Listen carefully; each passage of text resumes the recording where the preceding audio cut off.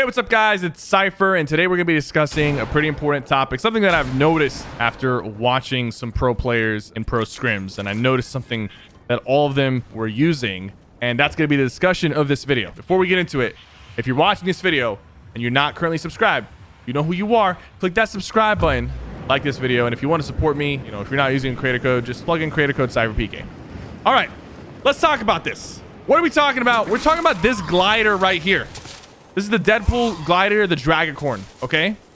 I've been watching some pro scrims, some pro solo scrims. Booga, Kanata, Unknown, like everybody that you know, everybody's running this glider. Everybody's running the Dragacorn, you know, Deadpool glider.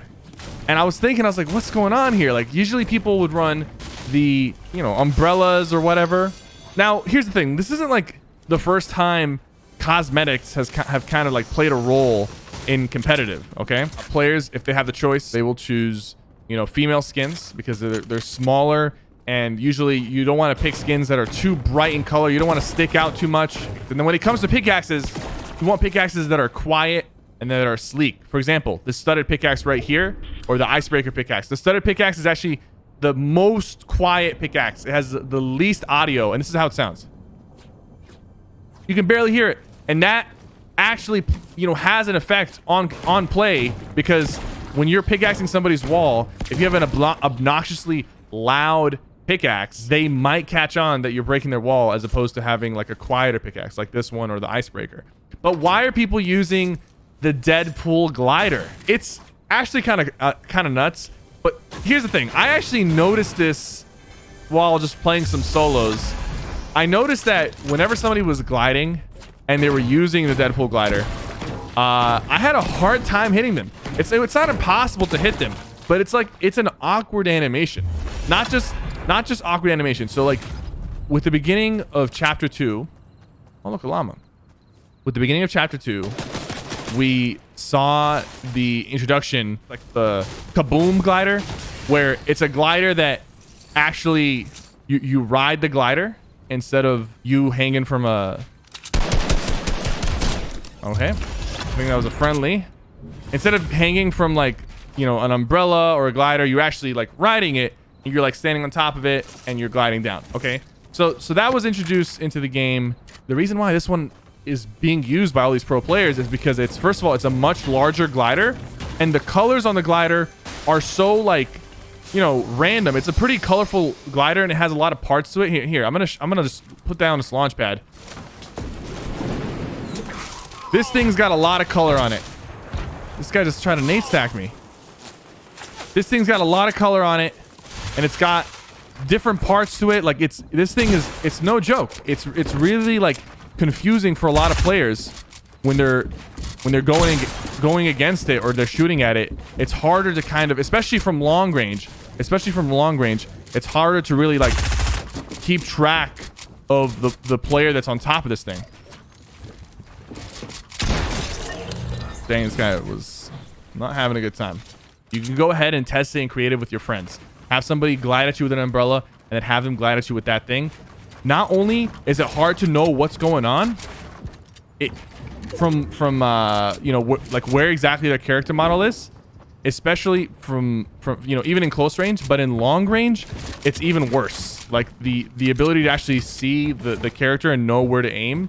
It has a very unique effect that's kind of clunky and makes it harder for opponents to beam you out of the sky. And that's really important in competitive. When you're gliding, you don't want your opponents to just delete you as you're launch padding, you know, towards the safe zone or in moving circles. And dude, it's not just a few pro players using this glider. Literally, like 80% of the lobby is using this thing. Watch any pro scrim and watch them when they glide. And I think I'll try to put a clip of this somewhere. Everyone is using this glider. No one has really came out and talked about it. Like really talked about it. But I noticed it earlier today, and it's truly like a sight to see. I gotta stop missing shots on this guy. Like he's a very easy kill, but I'm trying to like have a discussion and kill this guy at the same time. And he's so willing just to trade hits, you know? There we go. I used up all my big shields. Sometimes it's listen. I'm a professional commentator, right? But sometimes it's a little hard to talk and eliminate somebody at the same time. That dude was just, you know, all over the place for me while I was trying to get my point across. So yeah, I was actually watching Booga in particular today. Like I said, cosmetics. We've seen, like, we see it with the girl characters, the smaller characters, and we've seen it in the past where some pickaxes have been bugged where, you know, you farm faster or you do more damage, and those are just bugs. You know, those aren't really anything crazy. We've also seen it with the dab emote. I don't know if you guys remember, but you know, back then you used to be able to cancel your emote by shooting your weapon. Like if you did an emote and then you pulled out your gun, there wasn't like a little circle delay. You can immediately shoot after canceling your weapon. Look at this glider, guys. Look at it. Like, dude. And when you're spamming it too, like when you're spamming the glider, bro, from long range, dude, they're gonna think that the, like, this guy's shooting at me, bro. He's not hitting a shot, bro. Like, look at him.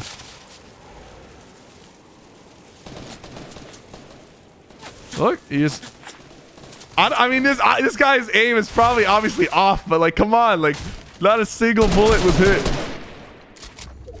You know, like not even a little bullet, not even a little small touch. All right. My shotgun didn't shoot.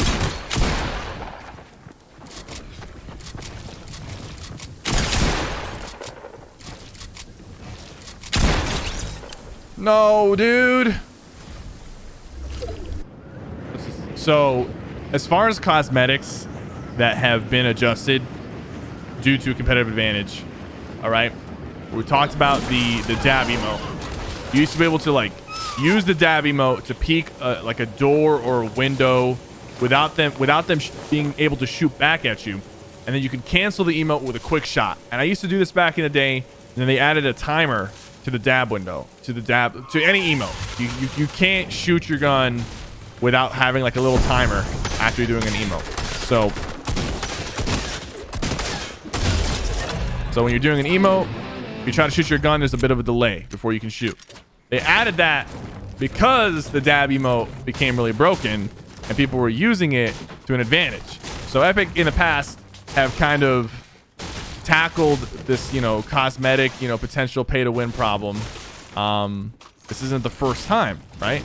We also saw it with the toy soldier skins. Everybody was using the toy soldier skins because of the fact that, you know, they were all green and most of the map is green, and it became like super easy to camouflage and to just hide while using the toy soldier. So they added like some dirt marks to the toy soldier to make the soldier stand out more, and as a result, it no longer became as good of a camo to use. We've seen them fix things like the wand pickaxe that used to do like, you know, 56 damage, but that's more of a bug, not so much of a visual advantage. So, you know, I don't know if they're really gonna do anything about the deadpool glider, but I can say for certain that it's already very like common, and all the pros are using it, and before you know it, pretty much everybody who competes in any capacity is going to be either like forced to, or like it's going to be the most optimal for them to use the glider. You fool your opponent, it's harder to hit, it's harder to track. It's just people are so used to tracking the normal umbrellas and the normal you know, normal Fortnite gliders and the normal animations. Now you have this weird different animation on a glider that's pretty big, bright, has a bunch of different colors, and very easily fools people. All the pros are going to use it. There's no doubt. All the pros are going to use it. This guy chased me all the way from Salty, by the way.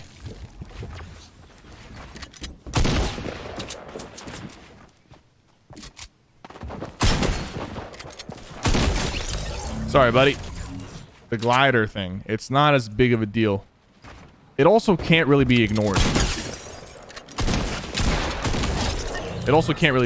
Because if you ignore it, you know, you're gonna have a situation where you have this, you know, you have this awkward situation where in a competitive or a pro environment, everyone is running the same glider. People are gonna talk. People are gonna be like, you know, what's going on? Why is everyone running this glider? Why is everyone running this Deadpool glider? And you know, everybody kind of has a Deadpool glider because it's really easy to get, and it came with the Deadpool challenges and whatnot. Oh, the glider was not part of the challenges. Correction. The glider was in the item shop.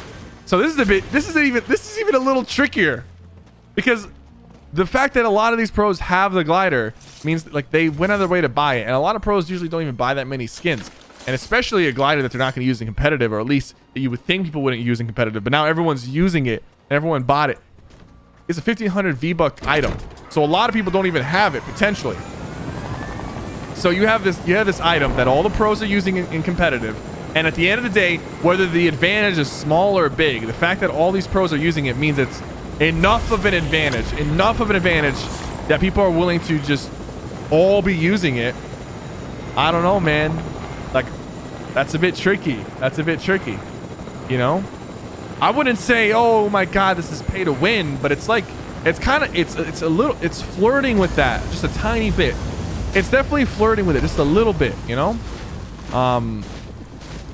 And like I said, if Epic, you know, felt like the toy soldiers being all green was enough of an advantage that they had to change the look of the toy soldiers, like I feel like this is probably a slightly bigger advantage than the toy soldiers, because you know, in competitive scrims, not getting beamed out of the sky is a pretty important, like, I'm not saying it's impossible, you won't ever get beamed out of the sky using this glider, but it's like I feel like that's a little bit more important in deterring people from shooting at you while you're gliding. It's a little more important than just, you know, the camouflage of the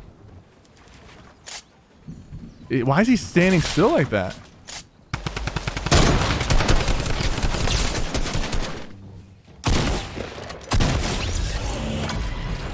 Strange player, but you know, he has the drum gun, so is Epic gonna do anything about this? Maybe not too quickly.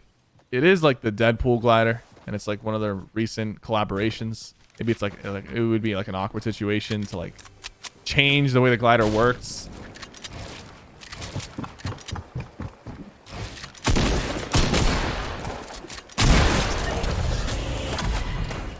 We take those. Take the blue pump, go blue pump into drum gun. I've been liking the pump a little more lately. I know I made a lot of videos talking about how the tac is the greatest, and the tac truly is like in perfect scenarios, the tac really is a more reliable choice, because like unless you have a spaz, and if you don't have a, you know, SMG or a spray gun, the tac is always going to be better. And then like if the game is lagging, you're in a super stacked like scrim or competitive match, not having to swap weapons is truly useful with the purple tac in particular. The 8 bullets, the strong, you know, damage to builds and whatnot. So the tac still is like, unfortunately, I'm not a fan of the tac, but it still is kind of like, you know, the top dog in a lot of situations. But the reason I've been personally picking up the pump a little bit more lately is just because of the I feel like I play smarter when I have the pump out. Like when I have the tac out, bro, and I shoot somebody, like I don't shoot and then build and then edit and then shoot. And I usually just like shoot, kind of like a little bit brainlessly, because attack, you know, does that, it does dish out that decent damage. But like when I use a pump, I'm kind of forced to play just a little bit smarter. You know, shoot, build, edit, shoot, build, edit, or shoot, swap, spray, build. Like, I don't know. It kind of makes me focus on my aim a little bit more too when I have the pump out, as opposed to the tac. So it's, for me, it's more of a mental thing. I still think the tac is going to be like more reliable in most scenarios, but the pump has just kind of forces you to play smart. I like that about the pump.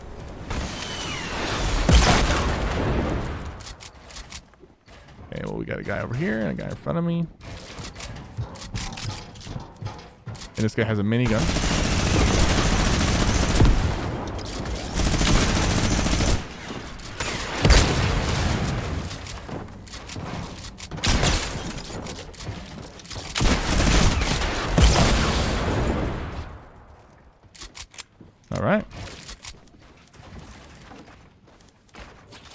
Looking good.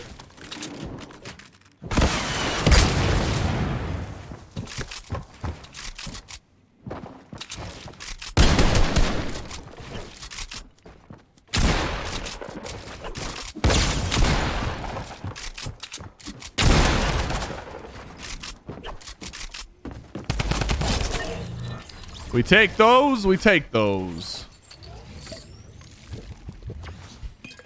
Alrighty. Let's keep going. Let's run over this lobby. We got a good loadout right now. Purple tag, Midas drum gun, Scar, RPG with 13 rockets. What more can you ask for? Good materials. Be kind of embarrassing if I got like beamed out of the sky using this glider after talking all that big talk about it, you know? And how it's like hard to get hit with this thing on. I wonder if this glider fools aim assist, you know? Does it throw off the controller? Maybe it does. I mean, it's got to if all the pros are using it. It's got to give some benefit. I think the last guy is, yeah, it's the last guy.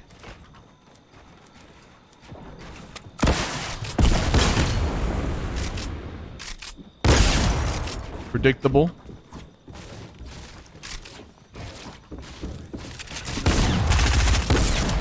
Oh, we got to be careful, man. He might pull out that SMG. Send us to the grave.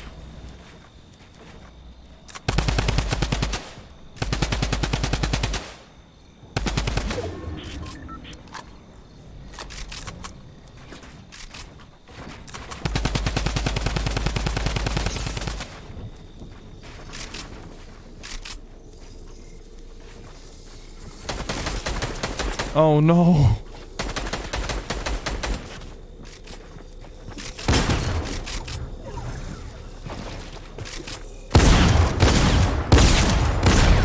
That was a bit risque at the end, but I'm willing to take it.